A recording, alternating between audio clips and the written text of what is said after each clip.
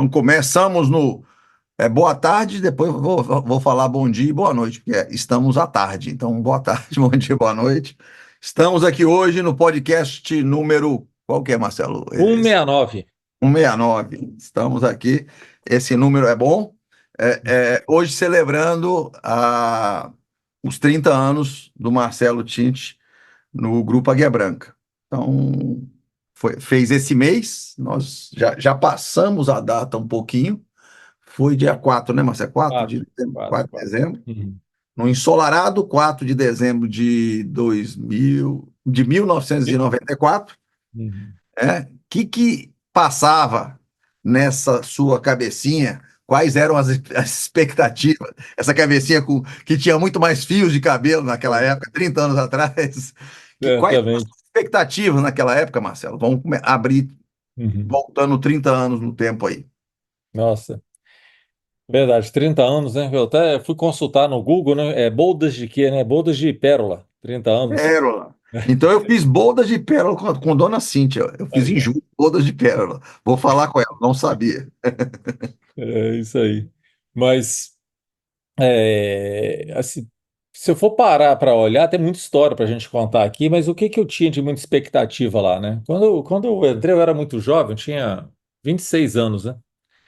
E assim, era o meu, de verdade, foi o meu primeiro emprego de carteira assinada, porque até então eu trabalhava, né, eu trabalhava com meu irmão, consertando máquina, trabalhava com minha mãe, dando aula de datilografia, depois eu tive minha própria escola de datilografia, depois dando curso de informática. E foi em 94, foi uma dessas crises também que o Brasil passou, e estava um aperto muito grande na economia, e na época o meu pai trabalhava na Vitória Diesel, né? Meu pai trabalhou na Vitória Diesel, eu acho que 18, 19 anos.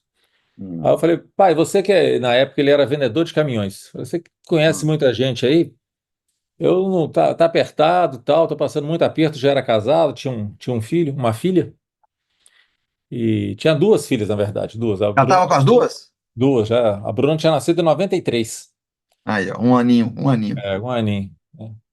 Aí eu me arranja um emprego, uma coisa aí para mim poder ter uma estabilidade maior, né? Porque a gente com um filho no colo, né? Assim, você Conta de fralda, mamadeira, ela já vinha constante batendo, né? muda bastante coisa, muda muita coisa, né, os valores da gente, as prioridades vão mudando bastante. E aí, um tempo depois, ele falou: Ah, meu filho, estamos precisando lá na Vitória Dias de uma pessoa lá. Na época era o Jaderson, que era É, o RH, era o RH RH. lá, né? E eu fui lá conversar com ele e tal. É Comecei. Jader, eu acho que era Jader, não? Jader, tô com Jader, é. esse nome. Ele ficou com a gente bastante Era tempo, do pessoa bem senhorzinho, legal. né? É, né? Aí eu fui lá, Senhorzinho, não, conversei com ele. deve ser a nossa idade de agora, né? A gente chama de senhorzinho, é da Deve nossa ser. idade. Ele era jovem. Era jovem, moço. É. E aí, na época, a vaga que tinha era para ser vendedor de pneus de automóvel na Curumá. Ah, é? Ali Ah, então em isso foi antes do negócio do centro de treinamento? treinamento. Eu entrei para isso. Eu fui, né? Fui lá, fiz a entrevista. Tá, ok, tá bom. Estou precisando trabalhar. Você não escolhe, né? Aí, quando eu fui levar a documentação, ele falou: Marcelo, apareceu uma oportunidade aqui para assessora frotista. Né? Eu acho que você tem mais perfil para assessora frotista. Eu falei: rapaz, tá bom, tá ótimo. Aí eu acho que nessa época eu conversei com o Jorge, né? Como é que Eu é? Jorge. lembro, Oh, meu Deus, que era da esqueci o sobrenome. oficina, Jorgeão lá, O Jorge, né? Como é que é? sei, O gerente de oficina que a de gente tinha lá. oficina. É. E aí fiz a entrevista com ele e tal, não sei o quê. Falei, então você começa, sei lá, daqui a uma semana. Aí cheguei lá no dia 4 de dezembro para começar e falou: ó, não é bem assessora frutista, não. Tem uma vaga aqui para instrutor de treinamento. Então, de vendedor de pneu, você foi para assessor de É. frotista. Pois é, isso em 15 dias antes de ser contratado. Mas foi muito bom. Eu entrei na vaga que era do Geraldo Marabotti, o Geraldo, que era o assessor, estava indo para aviação para fazer um trabalho de assessoria técnica lá. Uhum. E aí eu entrei, e aí fez toda a programação com a Mercedes, né, eu ia fazer o curso, só que eu ia fazer o curso daí há 3 meses lá na fábrica. E nesses primeiros 3 meses, né, Jorge Dias. Jorge Dias. Jorge Farias Dias. O que que eu Farias fui? Dias. É. Aí o que que eu fui fazer? O Jorge foi, Marcelo, vai lá para a ferramentaria, né? Que na ferramentaria é um ótimo lugar para você conhecer, começar, e está muito bagunçada a nossa ferramentaria. E vai ser muito bom para você organizar e começar a aprender, né, por onde que as coisas começam. E aí, pô, eu fui para lá, não conhecia ninguém, nada, aquele negócio, uma bagunça, pô, uma confusão danada. Aí eu fui, peguei, tirei tudo da ferramentaria, botei tudo na vaga que tinha assim perto ali da entrada da ferramentaria, bloqueei a vaga, enchi as ferramentas tudo lá para fora, né? Tinha um ajudante de mecânico me ajudando a carregar, tinha muita coisa grande também para carregar. Eu achei os manuais da ferramentaria, dentro da ferramentaria, guardado no canto lá, né? Ah, Aí que eu comecei a estudar o manual, que eu descobri como é que classificava as ferramentas, como é que guardava as ferramentas e tal, blá blá blá. Aí na época, o diretor era o Thomas, vai eu no Thomas, né? Fresco de empresa, né? Não tinha nem um mês de trabalho, e pedi para comprar uns quadros para botar as ferramentas, que as ferramentas ficavam no chão. Aí tinha que comprar uns quadros, comprar uns espetos assim para ajudar a fixar a ferramenta, não sei o quê. Brigou lá porque estava caro, aquelas coisas todas de oficina que nunca podia gastar. Mas autorizou, aí passou mais uns dias, chegaram os quadros. Aí eu fui, peguei toda a classificação de ferramenta, coloquei, rapaz, aquilo ficou bonito, ficou bem organizado, fiquei bem satisfeito. E nesse processo eu acabei tendo muita ajuda dos mecânicos, né? Porque chegava uma ferramenta assim, até eu saber o que que era um mandril, o que que era um saca-polia, o que que era, né, as ferramentas específicas lá, eu tinha que ficar olhando no uhum. manual, não sabia. E os caras lá da porta falavam, isso aí é tal coisa, né? Então, eu acabei fazendo amizade com os mecânicos ali, eles me ajudaram, organizamos as coisas. E aí veio o momento de eu ir para a fábrica. Aí eu fui para a fábrica fazer os cursos. Fiquei lá algum tempo lá, fiquei quase 6 meses na fábrica lá e fiz curso tudo parte do caminhão, né? Motor, caixa, diferencial, eixo dianteiro, parte elétrica. E volto para dar aula, né? Aí já é a quarta função. Você começou como vendedor de pneu, depois virou assessor de frotista, depois É, virou. Então, e aí você virou ferramentaria, ferramenta, ferramenteiro temporário ali. exatamente, para organizar a bagunça, e depois É, sim, instrutor de eu, treinamento. é. Aí ali dando. Aí eu comecei a dar aula, assim, muito sem experiência, né? Aí eu precisava de novo dos mecânicos, que eram os alunos, para me ajudar, como é que desmontava uma caixa, como é que montava, mas tinha uma parte teórica que eles não sabiam, né?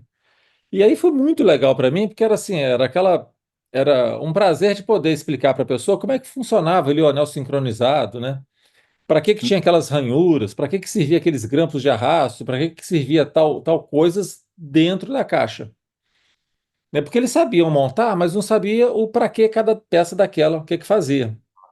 Uhum. E aí era muito legal, porque falava, então isso aqui é para isso é para aquilo e tal. E aí tinha umas contas que você tinha que fazer para dar pré-carga em alguns equipamentos lá, tinha que botar lá uns equipamentos, um relógio comparador para dar a pré-carga, e eles não sabiam. Eles faziam, mas não sabia para que que era.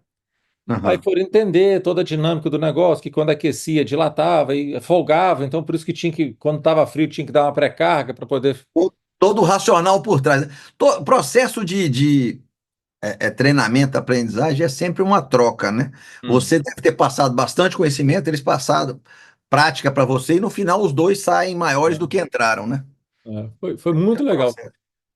E aí eu volto para uma outra função, então, que é um tempo depois o Jorge vai e me chama, fala, Marcelo, você dá aula para os mecânicos, você tem dado aula para os mecânicos de empresas, eu queria que você voltasse para aquela função de assessora frotista que até então não havia sido preenchida, estava vaga ainda, aí eu comecei a fazer assessora frotista e instrutor de treinamento. Então tinha dias semanas que eu ia fazer uma coisa, semanas que eu fazia outra e tal, fiquei trabalhando ali um tempo, e na minha sala de trabalho tinha o Paulo Avancini, que era o É, nosso coordenador de qualidade, né? era, verdade. Figura também, o cara é super legal. Ou seja, a promessa de ser assessor de frotista não foi em vão. Você Não foi? acabou sendo assessor de frotista É. também.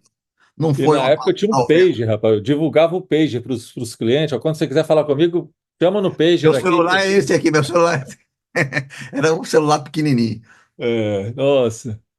E aí, trabalhando na mesma sala que o Paulo Avancini, eu acabei, né, conversando muito com ele, acabei pegando muito como é que ele fazia todos os processos de qualidade da empresa. instrução de trabalho, como é que ele fazia os padrões, como é que fazia os itens de controle, como é que estruturava toda aquela parte organizacional que estava naquele movimento no começo dos anos 90 da gestão pela qualidade total. Isso. E aí acabei pegando muito isso com ele, né? Ajudava ele também, ia fazer o trabalho de assessor e dava minhas aulinhas lá, né? Correndo para lá e para cá. E aí o Paulo Avancini sai, ele vai para a VIX, né? E Trabalhar lá naquela operação da madeira, florestal, é. nessa época. Aí eu fiquei com o serviço do Avancini também, fiquei com, com as três coisas, né? Dava aula, Qualidade, qualidade também. é, O ajudava no trabalho. Eugênio depois entrou para a qualidade. Que ano que foi? Eugênio foram 2 anos depois, né, que Depois, eu né? entrei. Então, o Eugênio entra em 96.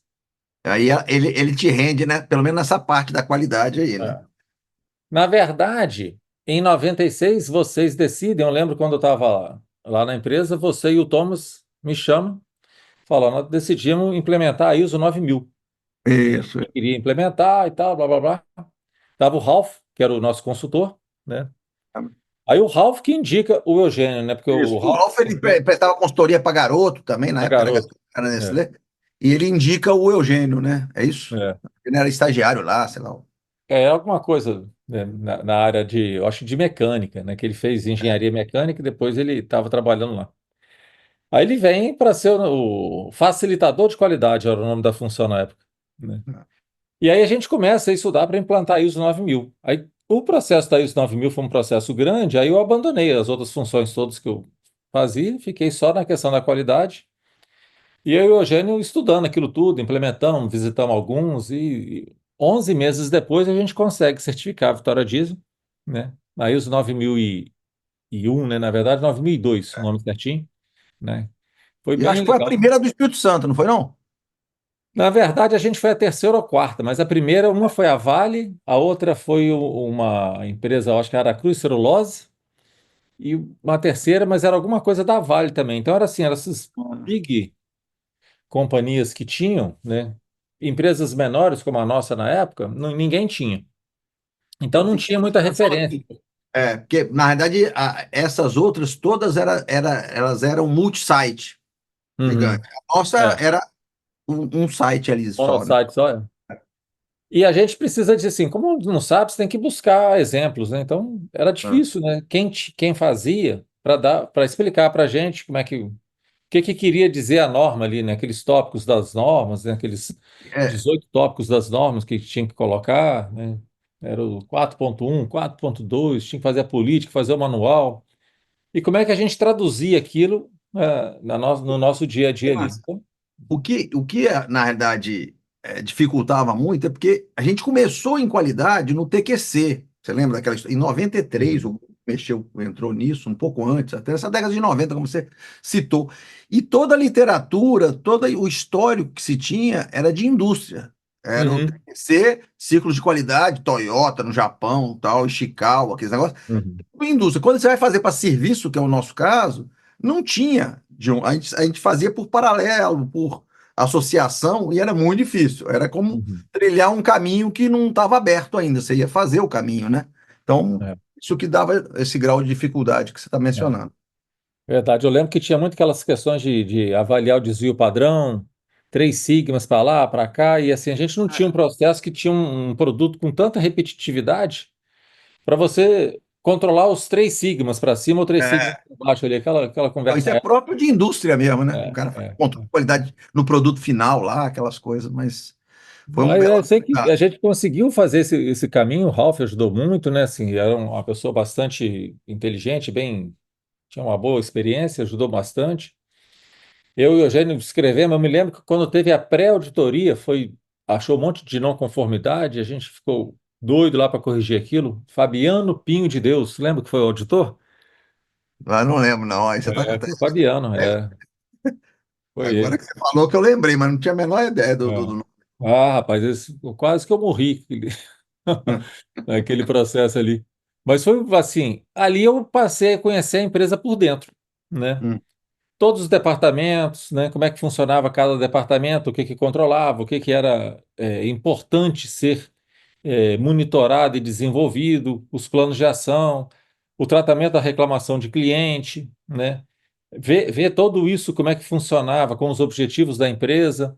Então, foi assim, um aprendizado para mim e para o Eugênio na época, nem para a própria empresa, que a gente pega toda essa gestão que naquela época não era uma coisa tão difundida como é hoje, né? Hoje as nossas reuniões de avaliação, a gente conversa muito aberto, né? Vê toda a operação como é que faz, e naquele tempo era uma coisa um pouco mais fechada. Não tinha nem direito à divulgação dos resultados, né? Os resultados ficavam todos muito guardadinhos, né? E os processos não eram tão claros e padronizados e documentados como são hoje, né? Ah. Então, para o cara aprender o domínio de qualquer área, ele precisava de muito tempo, muita experiência para ele se tornar produtivo. Então, Uhum. com o programa de qualidade, a gente padroniza esses processos todos, consegue garantir a estabilidade da entrega de serviço, etc. E aí, além de ser uma excelente escola, né? Quem passou por isso, para essa área, tem uma visão da empresa muito ampliada e Uhum. cresce mais rápido, porque ele consegue enxergar de cima o negócio, né? Então a gente sempre usou A a área de formação de qualidade. gestores, né? Dali, né, a gente teve diversos Isso, gestores, né? O Emerson Avancini, depois o Júlio Kepp, né? O próprio Eugênio, eu que passamos ali. Foi uma temporada que o escritório de qualidade era muito atuante, isso, apoiando muito as operações, e ali os coordenadores, né, que trabalhavam ali, eles aprendiam muito da gestão da operação e depois ia para a operação e implementando, e a gente foi desenvolvendo nisso. Depois exatamente. aí os 9000 não fez muito sentido mais para a gente, que a Uhum. própria Mercedes veio com uma série de outros controles e tal, que acabou meio que sendo repetitivo, e a gente estava com dois custos, a gente acabou tirando um e ficamos mais com os processos da Mercedes. E da coordenação de qualidade, eu fui para a coordenação da oficina, fui ser gerente de oficina no lugar do Jorge. O Jorge sai, não me lembro bem o motivo, não sei se ele foi para outra filial ou sai da empresa, né? Eu lembro que depois ele foi parar em Linhares, mas eu não lembro exatamente o motivo. Isso. Mas eu É, sei que ele sai eu acho que ele sai, não lembro se foi chamado para trabalhar na outra empresa, depois ele volta em Linhares. em Linhares. É. É, Uhum. Aí eu vou para a oficina, fico na oficina ali mais um tempo, eu acho que uns 8 meses, um ano. E aí você que me chama, né, oferecendo para ir para a área de veículos, né? Foi naquele tempo que tinha dado uma crise forte lá na operação da madeira, né, onde uhum. que a VIX fazia, a gente prestava serviço, aí deu Pix e Júlio Simões, né? Faziam lá. Júlio Simões, a gente prestava serviço para eles e o serviço não ficava contente, o resultado não estava legal, na verdade estava bem ruim, né? É, E aí você vai, pega e dá uma pivotada, né? Hoje a gente fala uma pivotada, na época foi uma pancada mesmo. é. E sucede a quem? Era ao Neville. Neville Hoff, que Neville Hall. Na foi verdade, corrido. quem vai para o lugar do Neville foi o Arlen, né? Ah, O Arlen ele vai para gerente de vendas. O Arlen na época era o gerente de pós-vendas. Ele vai, acumula gerência de vendas e eu vou apoiar o Arlen. O Arlen fica como gerente, eu fico como coordenador. é, Um tempo depois que o Arlen vai para diretor, assumindo a vaga do Thomas, que ele acaba saindo, é e isso. eu vou para a área. Aí sim que eu vou para a posição Gerente do de vendas. Neville, né? Que era o gerente de vendas ali. Aí eu fiquei aqui tomando conta de Cariacica, da operação de Cariacica. E nessa época também a gente tinha ou recém-comprado Linhares, ou compramos pelo ano 2009, acho que 96, 97. 97, Né? 97. É. Aí eu começo também a apoiar Linhares. Não era o gerente de Linhares, mas eu apoiava. Eu era o gerente de Cariacica, e Linhares tinha um outro, que era o Davi Huller, eu acho, né? Que era o Davi foi gerente. gerente lá muito tempo. É, né? Fiquei apoiando ele, depois eu acabei assumindo as duas áreas operacionais como gestão de vendas ali. E ficamos ali bastante tempo. Aí tinha a filial, né, em Carapina, onde que hoje É, funciona a BYD e a Jeep. Lá era só um posto de serviço, né? Mas eu tomava conta só de vendas de caminhões e vans, né, das duas empresas, né, ali tocando. E assim eu fico até 2005. 2005. Em 2006, a gente compra a Savana, em Curitiba. Né? A Foi gente 6 compra a anos Savana no dia 26 de dezembro de 2005. em 2005. Final. Eu lembro que eles se enrolaram lá com o 13º, estava Isso. sufocado, nós fomos lá e acertamos o negócio até rápido. Foi uma É, semana, duas, a gente conseguiu é. fechar o negócio lá. E a gente vai assumir em janeiro, né? Aí a coisa É, começa a engrenar e eu vou para lá em maio, né? Aí eu mudo com a família para Curitiba. Aí eu já sou ali, eu sou promovido a diretor, que até então eu era gerente comercial e tal, eu era diretor daquela operação. E aí foi ótimo para a gente. Eu acho que Curitiba ensinou muito para a gente no mercado mais competitivo e tal. E acabamos conhecendo os Frare lá, que vieram a ser nossos sócios, né? São nossos sócios até hoje. E foi uma ótima conexão. verdade, verdade. Dali, aí nós compramos Ponta Grossa, um tempo depois compramos Joinville e um tempo depois compramos Xanxerê e Concórdia. Isso. Então, de 2006 a 2012, 13 foi quando a gente compra essas outras operações lá. E eu volto para Vitória em 2010, né?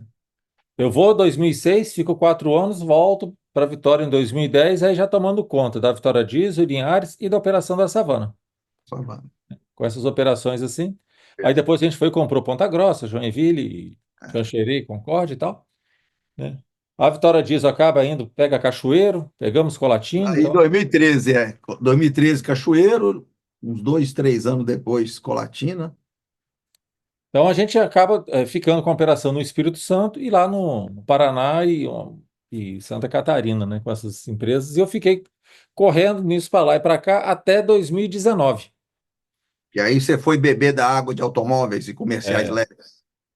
aí eu vim para Curumá, né? Aí eu vim mexer Você com sabe que assim, automóvel. vou te confidenciar um negócio. Eu sempre achei que na formação de qualquer gestor nosso, cada vez que ele sobe, ele tem que andar meio de lado. Você entrou com oficina, passou por pós-venda, várias áreas do pós-venda, depois veio para veículos, depois subiu.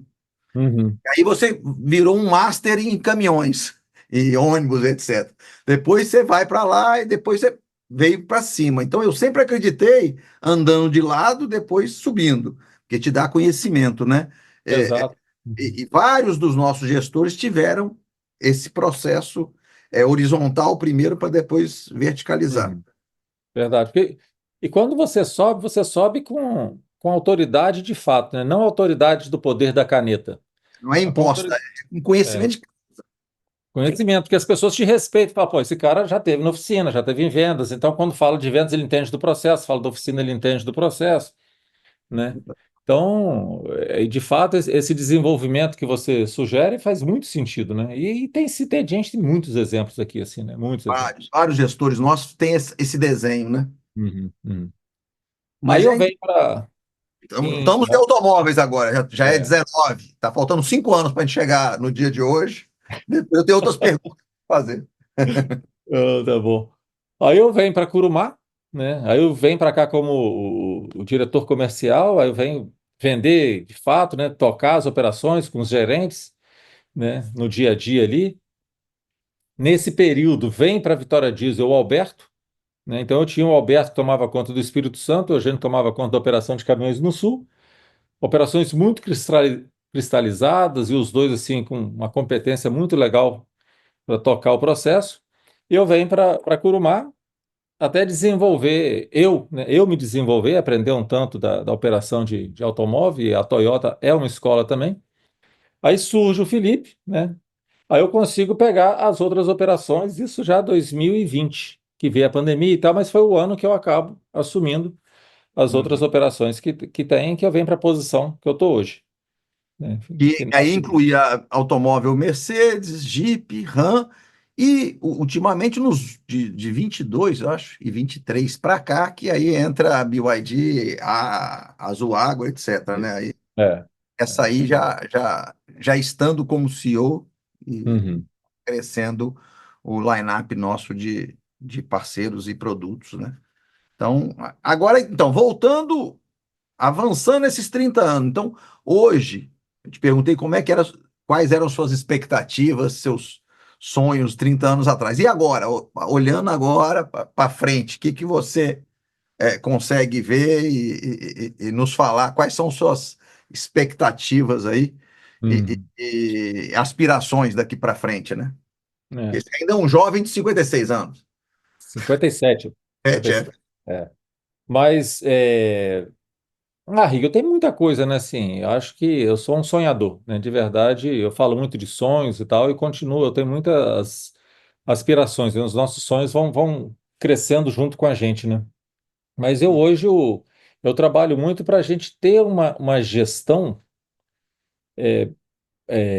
autônoma, vamos dizer assim, né? Não que é uma gestão anárquica, onde que cada um faz o que quer, não estou falando disso, mas onde que nós tenhamos gestores que são capazes de fato trazer soluções, trazer propostas de nova forma de trabalho, prever cenários que estão vindo e já começar a criar contras-medidas.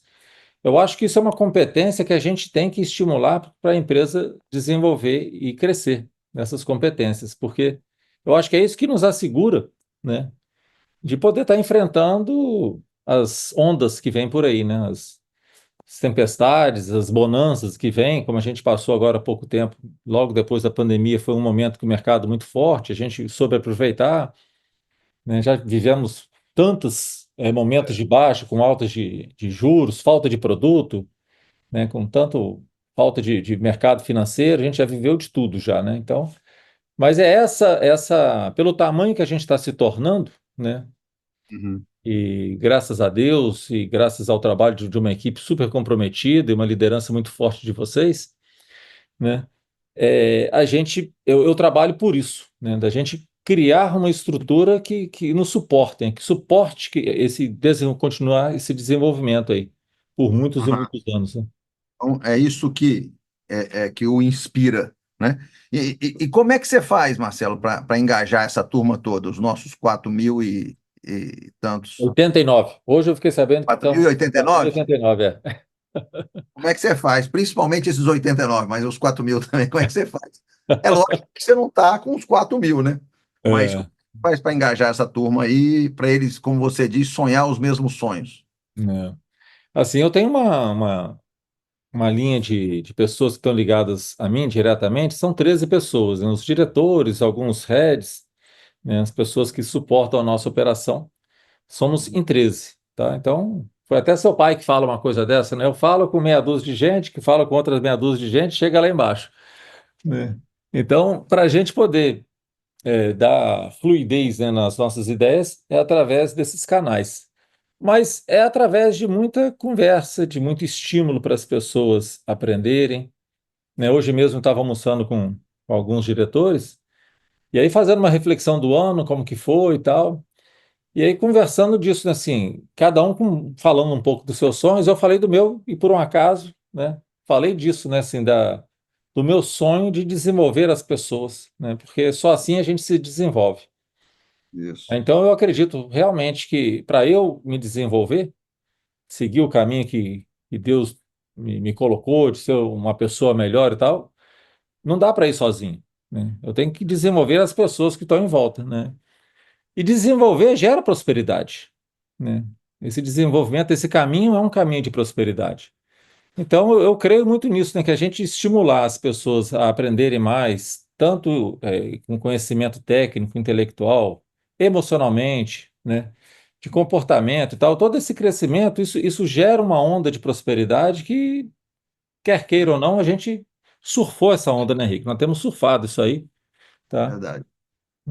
Pode até ser coincidência ou não, mas eu olho para o nosso time, né? Eu vejo o nosso time assim, de um time muito do bem, né? Pessoas muito alinhadas com os valores, com princípios. Eu acho isso muito legal. Uma cultura semelhante, né?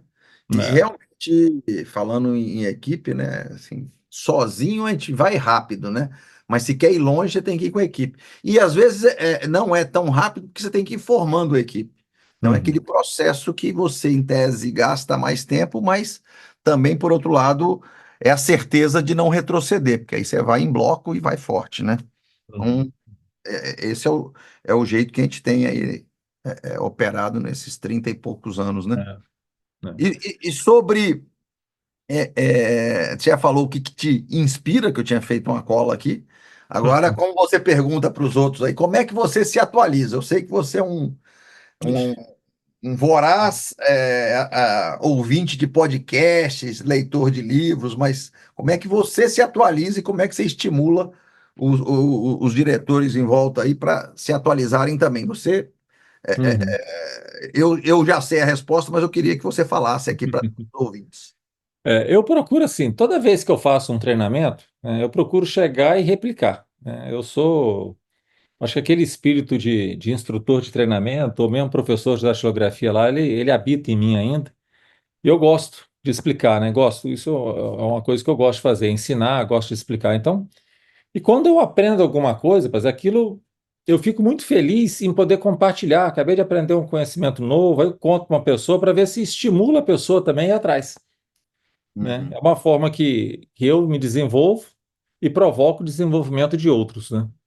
Mas assim, escuto muito podcast variados, né? Eu estou agora numa fase de ouvir muito podcast de ou filosofia, ou de neurociência, ou de inteligência artificial. Então, fico navegando nesses três temas hoje, né? Já ouvi de muita coisa do mundo agro, já ouvi bastante podcast, já ouvi podcast de culinária para fazer, sabe, sobre desenvolvimento pessoal, tinha um que eu acompanhei bastante tempo, que é uma coisa muito mais de você meditar, coisas assim nessa linha. uhum. Esqueci o título do programa, mas e conversando com as pessoas, né? Ficando muito atento às oportunidades. Então, vira e mexe, eu vejo uma coisa e outra, escuto, vou atrás. Estava conversando com meu filho há 2 semanas atrás sobre a questão da IA, falando Uhum. dos desafios de você saber lidar com a IA de fato, né? A gente tem um chat GPT, vai lá, faz meia dúzia de perguntas, mas é uma ferramenta muito mais poderosa do que a gente usa, né? Isso. E aí ele me deu algumas dicas e tal, falou, pai, tem um curso na Alura, né, de engenharia de prompt. Aí eu comecei a fazer, tem uma semana e meia, estou lá, aprendendo sobre Zero Shot Prompt, né, Few Shot Prompt, e não sei o quê, cadeias de pensamento, né, e aí agora eu tô estudando isso e lendo. Basicamente, é uma pós-graduação em como fazer perguntas. É, Na verdade, exato. a máquina é muito poderosa. Agora, para você dirigir essa máquina, você tem que fazer um preparo, porque senão as suas perguntas não vai extrair o que essa máquina pode te dar. E uma coisa que eu estou aprendendo agora, assim, hoje a gente faz uma pergunta lá, fala assim, me fala sobre, assim, quais são as expectativas do mercado de veículos em 2025. Ele vai te dar lá uns 8 tópicos, fala para isso, para aquilo e tal, não sei o quê, economia, né, os fatores que podem influenciar, você vai conversando ali, ele vai te dando aquele monte de tópico. Mas se você fizer uma orientação logo no começo das perguntas no chat GPT, você pode falar, eu quero que você me responda com frases curtas, só com uma frase e tal. Então tem um. Não Uhum, é você falando com ela assim, me responda de forma resumida com um parágrafo. Não, você cria lá um modelo de pergunta e resposta, fala, ó, a pergunta é essa, a resposta é essa. Agora, eu estou te perguntando isso, qual é a resposta? Aí ele vai e te responde no mesmo modelo da de cima. uhum. E aí, perguntas matemáticas, como é que você faz perguntas matemáticas? Ah, João tinha uma bola, comprou 3 caixas, cada caixa tinha 5 bolas. Com quantas bolinhas o João ficou? Aí, como é que você lida com isso e como é que é o tipo de resposta que você quer? Você quer que ele te dê uma resposta, falando, não, como cada caixa tinha X bolas, com mais as que tinha, que não sei o quê, e vai ficar com tanto. Ou simplesmente a resposta lá, sei lá, 16, né, um número absoluto lá.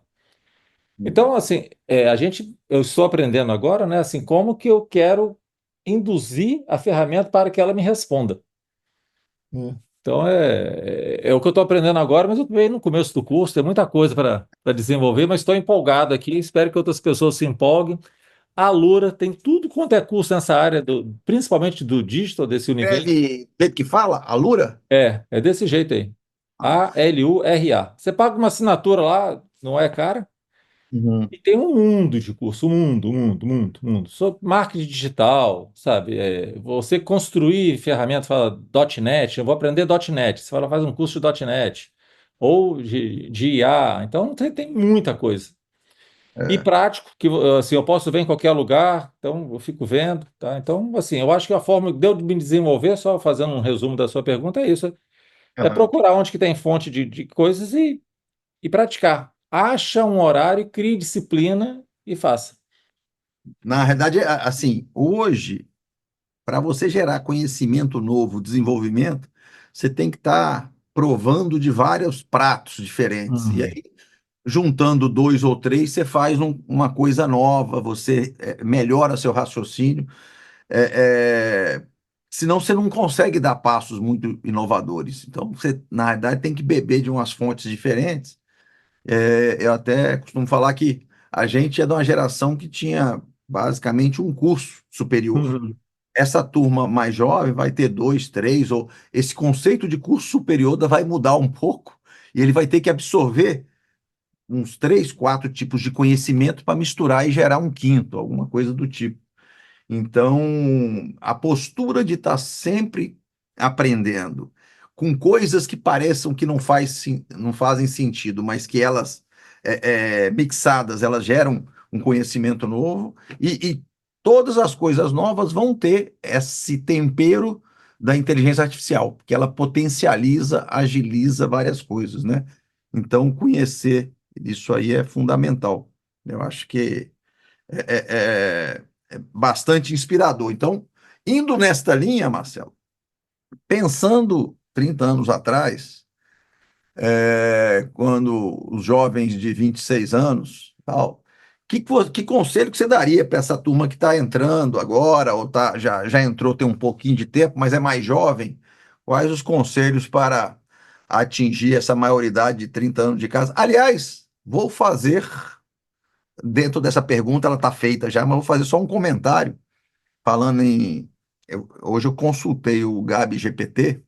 Hum. é, Quantos por cento de empresas fazem 78 anos?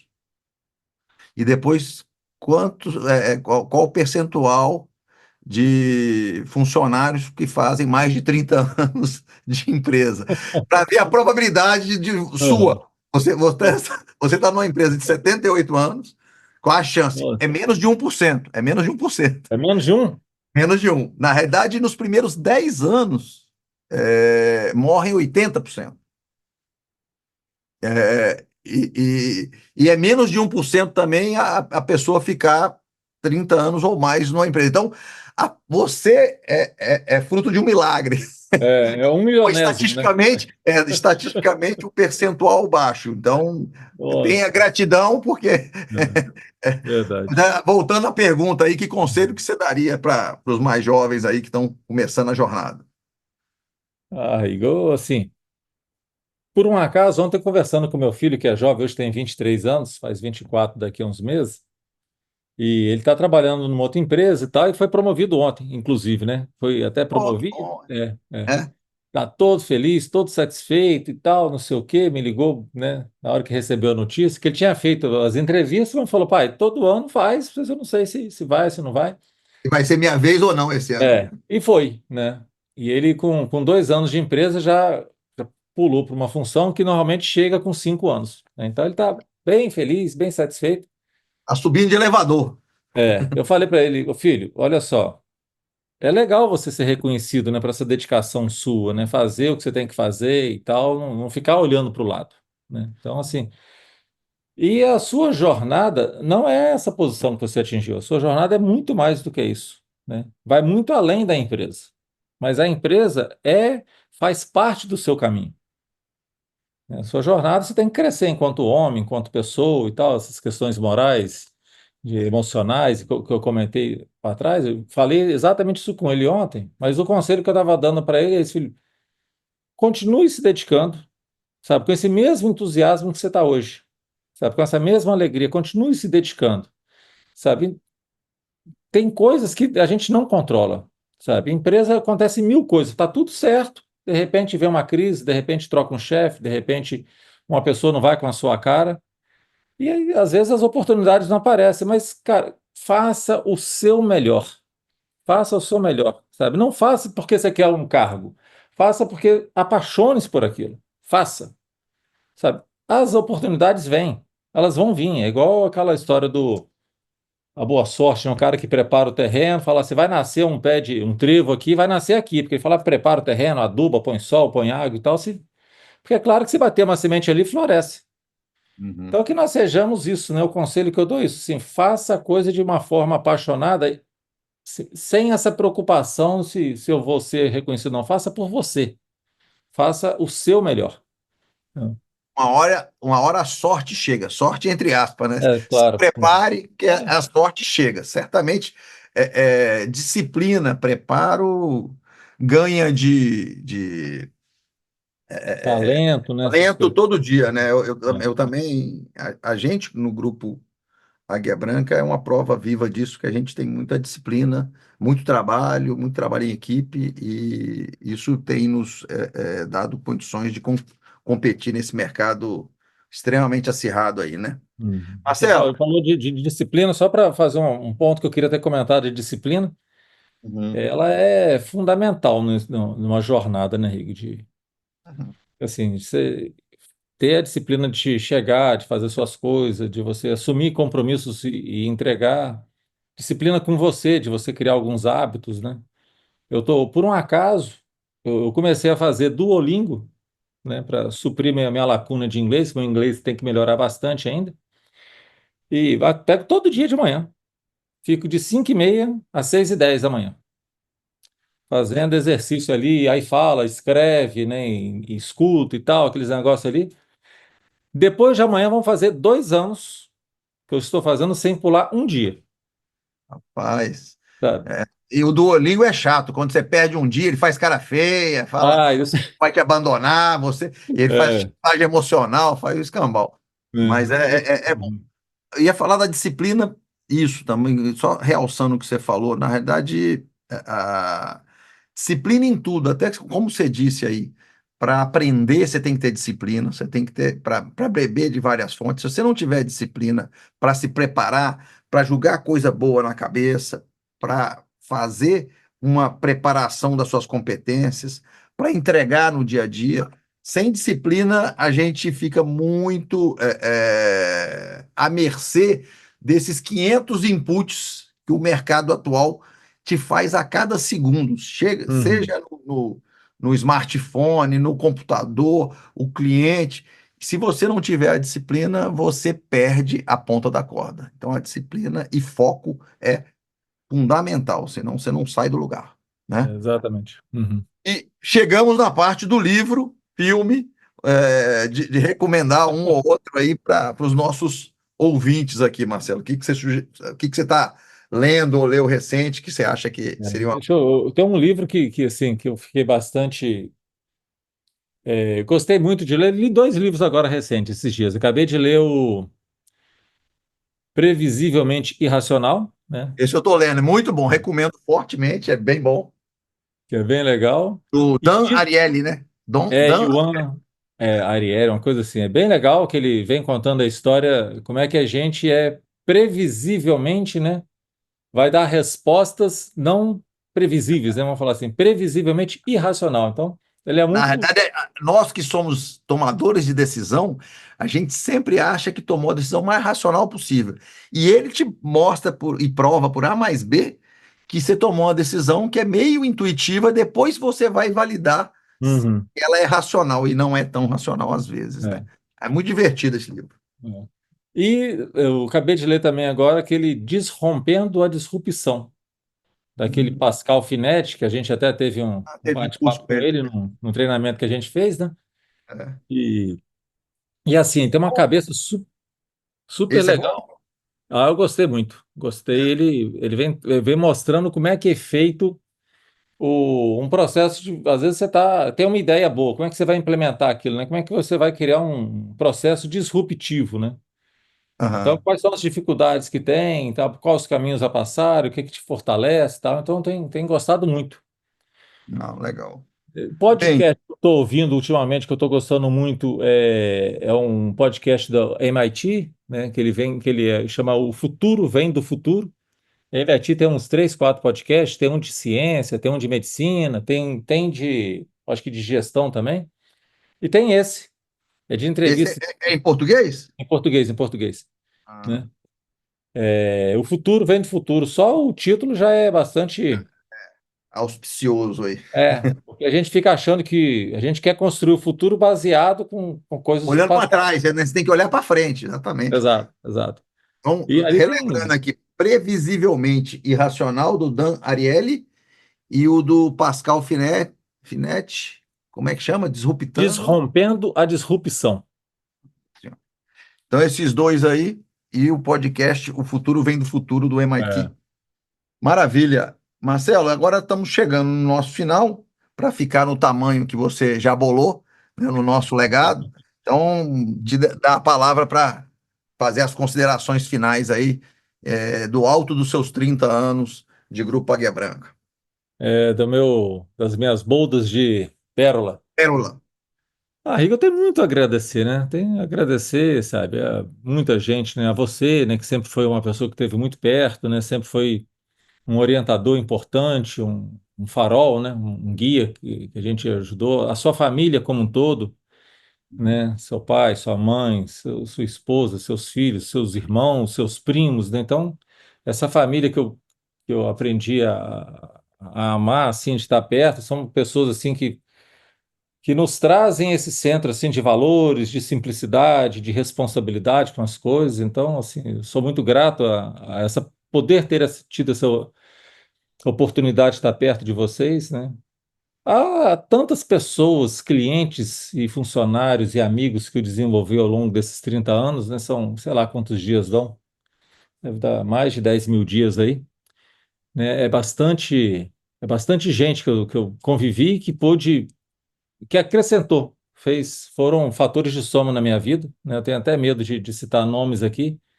Tenho grandes amigos, né? Fiz nessa jornada de 30 anos aqui. Agradecer também a minha família, que sempre me suportou, meu pai, que me orientou, né, a vir para cá, que me indicou, tá, que trabalhou aqui conosco aqui um tempo, deixou também sua história aqui dentro. Liliane, que é minha esposa, meus filhos, né, que a Paula, a Bruno, o Bernardo, que sempre, assim, praticamente foram criados juntos, né, com a minha vida na empresa, que, de certa forma, me influenciou, também os influenciei por questões da empresa, os nossos objetivos e valores, então. Assim, e a Deus, né? No final das contas, por me dar essa condição, essa saúde, essa energia, essas oportunidades todas de estar aqui, né? Então, é muita gratidão que tem, de verdade, é muita gratidão a todos aí. Acho que a palavra, resumindo, é essa gratidão mesmo. Primeiro a Deus e depois a família, né? E a todos esses companheiros aí, clientes. Então, realmente é uma caminhada muito bonita. Para mim, é um motivo de honra, né? De ter esses 30 anos caminhado contigo. A gente construiu muita coisa junto. Só é menos do que nós vamos construir ainda. Então, mas por volta desses 30 anos aí, eu quero também de passar a nossa gratidão de ter você junto com a gente aí, gerando prosperidade para muitas pessoas, não só para a gente, mas principalmente para outras pessoas, que nós estamos aqui para fazer isso, não é outra coisa. Então, a gente tem crescido e muitas pessoas crescido com a gente. Então, eu acho que aí a nossa obra faz sentido. A hora está trazendo mais gente para essa obra, né? O Então, nosso legado, né, começa a ficar consolidado e cristalizado, né? De fato, é o nosso legado sendo construído e deixado aí. e realmente é motivo de muito orgulho. Você pode se orgulhar, porque eu tenho muito orgulho também do seu legado nessa história toda, né?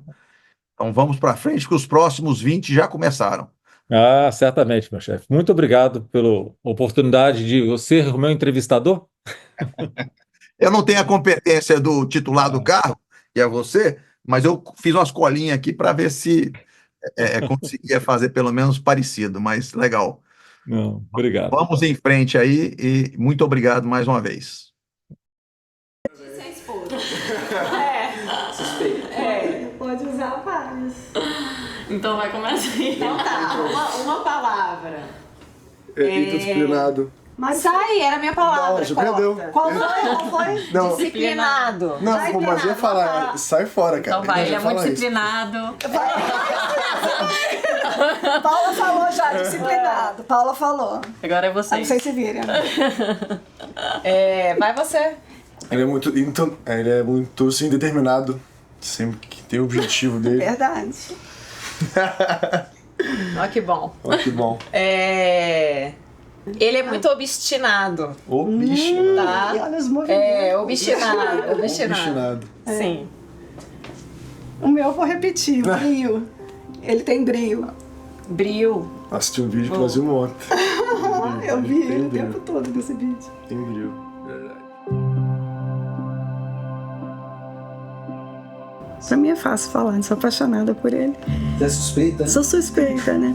Mas essa determinação que ele tem, é um homem de brio, de caráter, ética, é maravilhoso. Cara, difícil, mas simples também. Meu pai é uma pessoa muito destinada, né? É uma pessoa que ele é muito batalhador, muito trabalhador, sabe? Ele ama demais a família dele. Então acredito que obstinado é uma palavra que reflete muito a personalidade dele.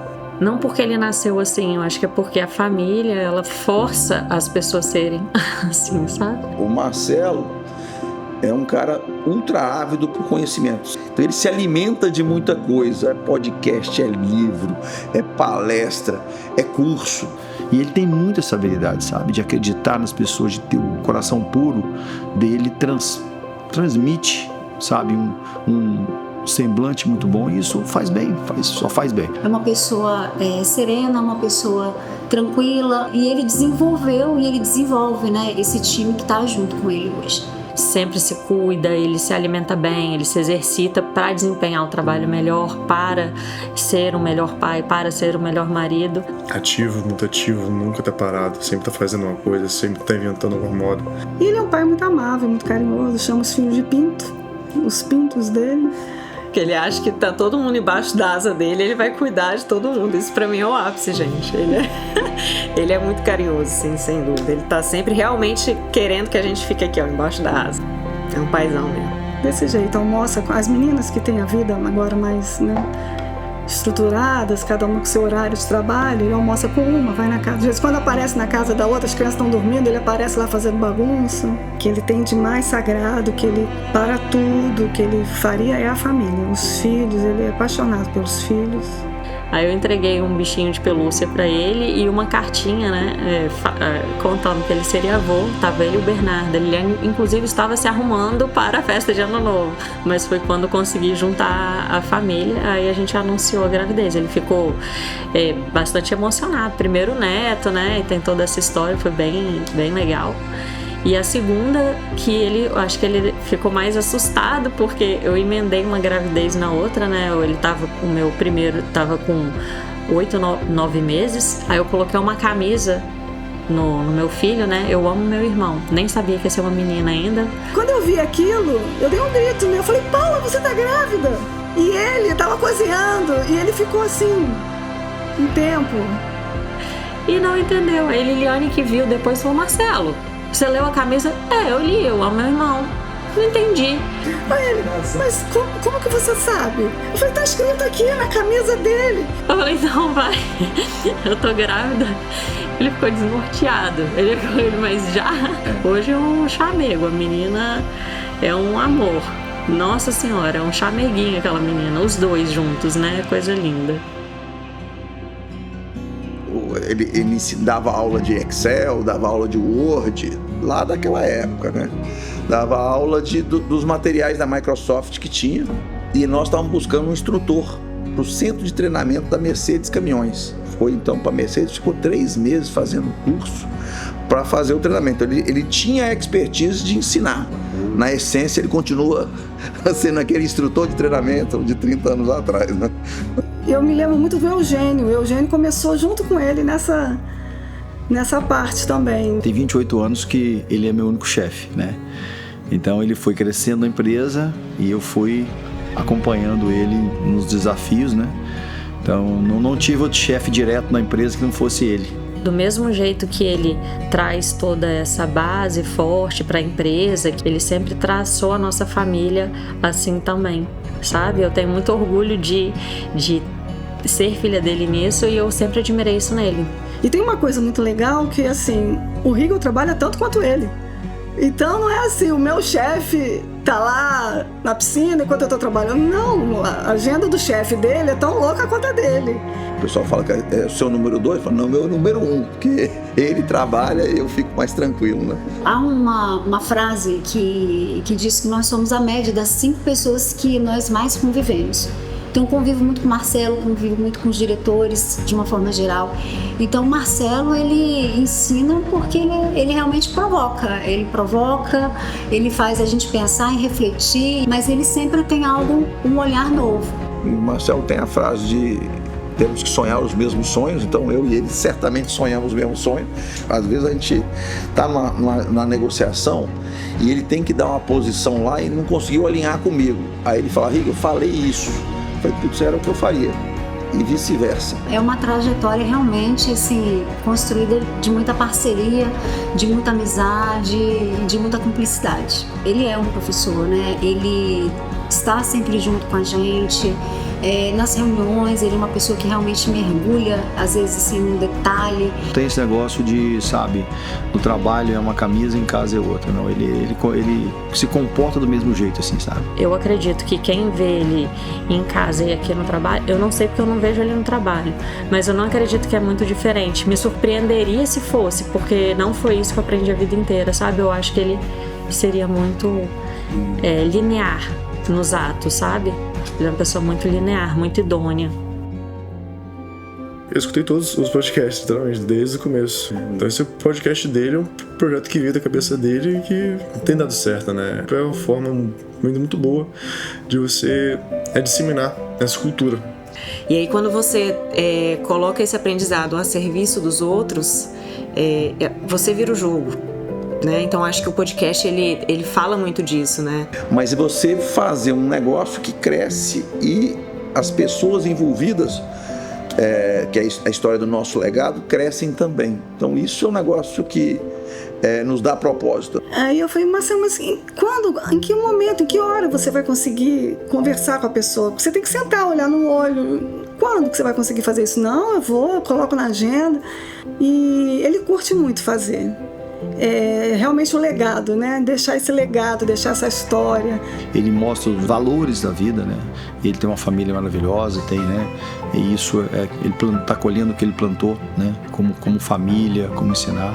Eugênio é nosso padrinho de casamento. Eugênio é padrinho do nosso filho. Nossa. Então assim, Eugênio foi a pessoa que ele confiou para botar lá em Curitiba. E posteriormente, quando eu fui casar, aí ele foi meu padrinho. Então, eu sou padrinho dele, ele é meu padrinho. Então a gente tem essa relação aí de abençoar a vida. Porque o padrinho é um pai pequeno, né? Então a gente é pai dele como padrinho do casamento e ele é meu padrinho do meu casamento. A base dele é a família. E isso é verdade, assim, você vê a garra que ele tem, a força que ele tem é realmente por conta da família deles. Eu acho que isso está um pouco intrínseco, né? A gente que é filha, a gente herda 50% do DNA, às vezes até mais, né? Como o Bernardo, que aparentemente é bem parecido com ele. Ensinou a ter empenho nas coisas, né? Como comentou antes, né? O brio, né? Tem que ter o brio, ter vontade, fazer as coisas no seu melhor. Sabe, deixar o teu legado. Ele me ensinou muito de que, né, nessa coisa de exercício físico, você tem que fazer sem querer fazer, né? Você tem que fazer porque tem que fazer. Tem que fazer porque sim, só porque sim mesmo. Então, isso, depois que você fica adulto, né, você entende, você fala, tem muitas coisas que a gente faz porque tem que fazer. Aí isso eu acho muito bacana nele. Não reclama, não é um homem de resmungar, de reclamar, de... Vambora. Sonhador, executor, professor, que forma equipe. Escolher um até é injusto. É uma palavra só. Mas talvez a palavra pejorativa é meu cúmplice nesse negócio todo, né? Então, se alguém me culpar por isso, né? Eu e ele. Meu pai, parabéns por toda essa sua jornada que você fez, construiu com tanto carinho até aqui. Imagino que você está vendo esse vídeo e deve estar muito emocionado. São 30 anos, né, de muita dedicação, de muito amor, de muita disciplina, de muito empenho. Eu tenho certeza que você deixou muito legado para essa empresa. Eu tenho muito orgulho de poder ser seu filho. Eu me inspiro muito em você e sou muito orgulhosa por ter parte de você, de tudo isso que você construiu dentro de mim. Tenho certeza que você se dedicou muito pela nossa família e isso todo mundo reconheceu, tenho certeza, assim como eu também reconheço. Te amo. Eu tenho muito orgulho de poder te chamar de pai.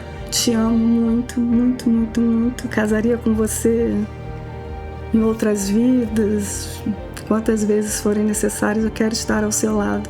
A pessoa que Deus colocou na minha vida que eu vejo o quanto foi importante, né, que eu poderia ter ido para vários caminhos, trabalhar em várias empresas, conhecer outras pessoas, mas minha vida profissional, só trabalhei no Grupo Águia Branca e muito por isso que eu encontrei uma pessoa que me guiou, né? Então ele continue essa caminhada da vida sendo a pessoa que ele é, porque só faz bem para todos nós. Eu quero deixar aqui para você um versículo que está lá em Salmos 90:12.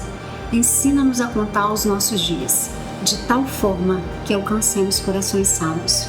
Que você continue tendo essa sabedoria, que esse lindo legado perdure e seja um grande exemplo para esses mais de 4.000 funcionários, que lá em 2026 vai dobrar esse número, né? E nós vamos fazer acontecer juntos, sonhando juntos os mesmos sonhos e realizando esses sonhos. No estado mais profundo da gratidão, né? Esse meu, falando do Tratado de São Tomás de Aquino, aí no nível mais profundo, do nível em português, é o meu obrigado. E com isso, criando esse vínculo, que eu me obrigo a estar com você nessa caminhada. E muito obrigado por esses 30 anos aí, juntos construindo tanta coisa boa.